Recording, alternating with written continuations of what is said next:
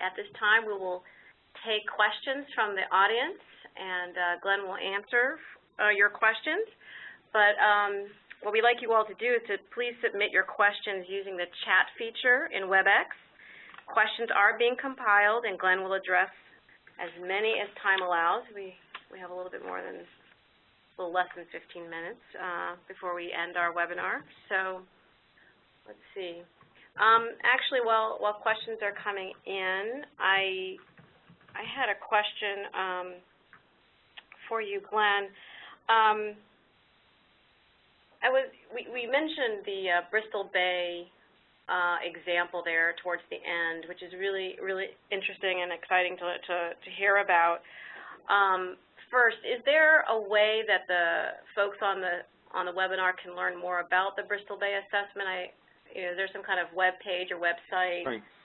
They can go to epa.gov/Bristol Bay, and if they go there, they'll find a link to the current draft of the assessment. They will also find information on how they can submit comments on the assessment, and we're accepting public comments through the end of this month. They might start by looking at the two-page fact sheet where they can see me trying to be a human welfare assessor by registering 3 UPIC guys to give their testimony. You know, along those lines on the Bristol Bay, when you were concluding in your slide, you talked about sort of the benefits of being able to look at the full range of risks or impacts from the purely ecological perspective, through the environment-human interface, through, say, the more purely human health concerns. And I was wondering if in this short amount of time, give a couple minutes, can you say a few words about those kinds of risks or impacts along that continuum that are rising to the top in the Bristol Bay project? Yeah, in the Bristol Bay project, what we're seeing is that people are concerned with the effects of the mine on a number of different levels, even looking strictly at effects on the salmon. They're concerned about their incomes since they participate in the commercial fishery, and as I said, you know, some of them are even commercial boat owners and captains. They're concerned about subsistence, that they rely on the fish for a very large portion of their diet, and they wouldn't be able to continue to live where they live out in these remote villages if they didn't have the salmon, strictly in terms of you know, the nourishment. But they also still have a traditional culture where they look at the salmon in spiritual terms. They actually still you know, cut up the first salmon of the season and put pieces in the graves of their ancestors. And they're actually concerned about pollution, even if it doesn't diminish the abundance of salmon, if you know, the salmon are spiritually diminished by the contamination that would occur. And there's actually some women who are contending that the salmon, the quality of the salmon is already being affected just by the exploration activities that the mining company is doing. So it's more complex than I thought going into it. Mm-hmm. Exactly. I have a question for you. Have you seen anyone try to devise a common metric for human health and ecological risks? No, and I think that would be a bad idea. You know, you don't need one number in order to do an integrated assessment. In fact, I think, you know, when we create multi-metric indices, we tends to lose important information. So I would argue for having multiple endpoints, but presenting them in a coherent and integrated manner. I have another question that's come in. This person says that they're curious about your statement that ecological risk assessment should not be used to assist in the evaluation of welfare effects. And they're saying this seems counterintuitive. Could you elaborate? Well, if I said it that way, I didn't mean it. What I was trying to say was that assessing human welfare effects shouldn't simply be added to the burden of ecological risk assessors, which is often what happens. You know, we've got 99.99% of the species to deal with already.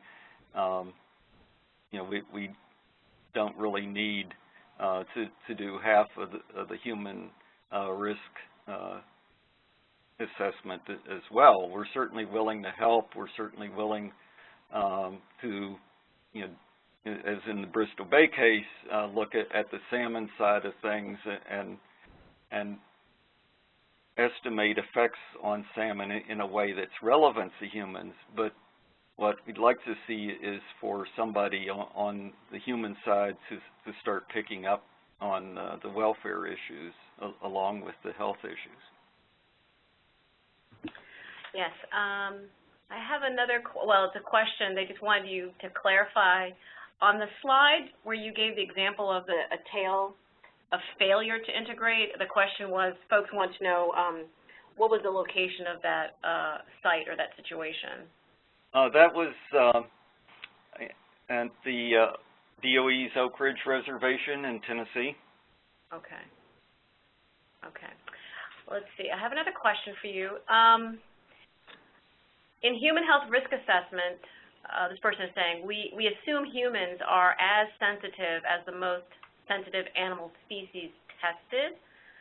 Contractors often use this statement to argue that because of this, the human health risk assessment is protective of ecological receptors as well, so that no ecological risk assessment is needed. How do you respond? Well, that's absurd on its face. I mean, if you need a demonstration of that, draw a glass of tap water and put a fish in it and watch how fast it dies. The fact is that non-human organisms have modes of exposure that cause them to be more exposed than humans, like respiring water. They are more intimately integrated into the environment than humans are. They don't, have houses to go into. They don't have air conditioning, and they are eating from a single site. They don't go to the grocery store and get food. That they eat, if they're on a contaminated site, they're eating nothing but contaminated food. And even these Yupik people that I'm still showing you here on the slide, even though they eat a lot of salmon and are in fact highly exposed to whatever may be in the salmon, they still get groceries that are brought into these villages from outside.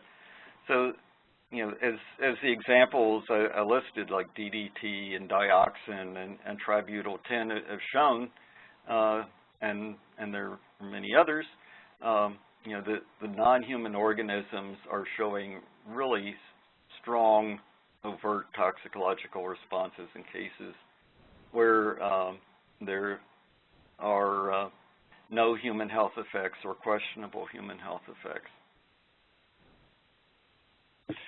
I have another question for you. Going back to that continuum, the purely ecological, the human health and environment interface, and human health human welfare. Human welfare. And the comment that you made about with the response to the question on human welfare, I was wondering if you could comment, though, in your opinion, what do you see are maybe the top 2 or 3 research needs to move this idea of integrated assessment along? I mean, clearly you've had many years of experience in this work, and you're involved in that Bristol Bay assessment. But what are some of the gaps in knowledge that you are seeing that if we were able to fill could really push this concept really further down the road to do integrated assessments more routinely? Yeah, I think from the traditional toxicological standpoint, we need to look at toxic effects in a common mechanistic framework, something like the adverse outcomes pathways that some of the people in NHRL are working on, so that the research that we do is beneficial to assessors on both sides. Creating models that put out exposure estimates that are relevant to those who drink water and those who respire water, and those common toxicological exposure and effects mechanisms, I think, are important. We need to get rid of the separation there and the stovepiping. The other thing I think is important, and once again, this is something that's getting more attention in Europe, is how humans interact with the environment, and how humans benefit from having a high quality environment available to them, and having even for an urban dweller access to recreational and subsistence fisheries, or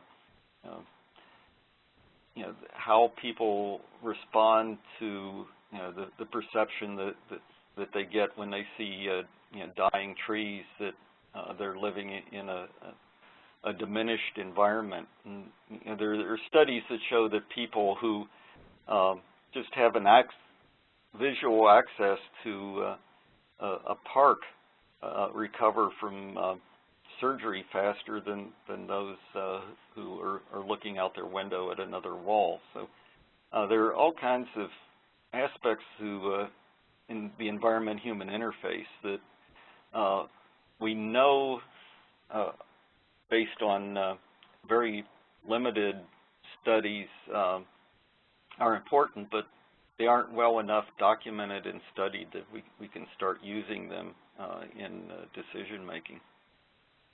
Yes, exactly. That's perfect. Looking at the time, and maybe we'll just try to squeeze in 2 more questions for you. One question here: are there any remediation techniques being considered for the increase in cumulative contamination in areas such as Bristol Bay or other areas?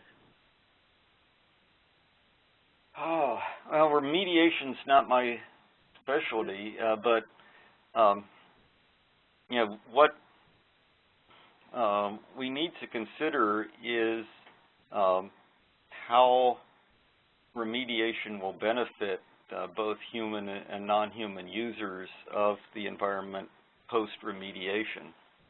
And going back to the mercury-contaminated floodplain that I talked about with respect to the plant uptake, what we established in that case was that the plants weren't taking up the mercury because it was nearly all in the form of sulfides, and it wasn't getting up into the wildlife except for a few who were eating directly out of the soil food web. And it was a floodplain, so people weren't going to be living there anyway. But in fact, when remediation was done, it was a matter of coming in with bulldozers and taking out the floodplain forest and destroying the habitat and digging out the soil and putting in new soil, because of the assumption that, in fact, this floodplain, which did flood every year, would be inhabited by people who would have a garden and their plants would be taking up mercury at the standard uptake factor. So, that leads to the idea of basing remediation on the net benefit to humans and the non-human organisms that inhabit a site. Yeah. And Glenn, just real quick, one last question. Thank you so much. Here's one. Given that, quote, traditional U.S. EPA risk assessment is dichotomized to ecological or human health, would U.S. EPA risk assessors benefit from training toward a more integrated perspective? If so, do you have suggestions for doing this? Okay, that's a real setup. Yeah. The obvious answer that I'm going to give is yes, and obviously if we're going to do it, there would need to be some training in integrated risk assessment, and unfortunately, we don't have guidance on this, much less training materials. This is something that a few of us have espoused over time. Larry Reiter, who was a senior manager in the agency before he retired, was a real advocate for this. But there's a lot of inertia. A lot of people invested in doing things the way they've always done them, in part because we're an agency that deals with the law and the courts and the constraints that those impose. And if you want to fundamentally change things, like doing things in an integrated manner, then people begin to worry about what will happen when we get challenged in the courts, and we can't just say, well, we're doing this the way we always have, which the courts have approved of. So there's inherent institutional conservatism that we have to work against. Well, thank you so much, Glenn. This concludes the webinar, and we're very grateful for your participation, and thank you, Glenn, again for your presentation today. And just want to make sure the next slide is up. Yes, very good. Our next webinar will be held on Wednesday, June 26th at 3 p.m. Eastern, and will feature a presentation by one of our EPA STAR grantees, Dr. Winmyo Chan, who's Professor of Biostatistics at the University of Texas Health Science Center at Houston. And the title of his presentation is A Novel Approach for Testing Interaction Effects of Environmental and Psychosocial Stressors on Disease Risk in a Logistic Regression Model. And also, as a reminder, you all will be receiving an email invitation to complete the online survey about today's webinar. Your feedback provides us valuable insight into logistics improvements, potential discussion topics, and to continue to ensure that our webinars best fit your informational needs. And again, I want to put a plug in. Please do check out the Federal Register notice that Lawrence mentioned to solicit input on cumulative risk assessment methods. This will be very helpful for our efforts on developing the agency guidelines on cum risk. So with that, I want to thank you all for your time and participation, and have a great afternoon.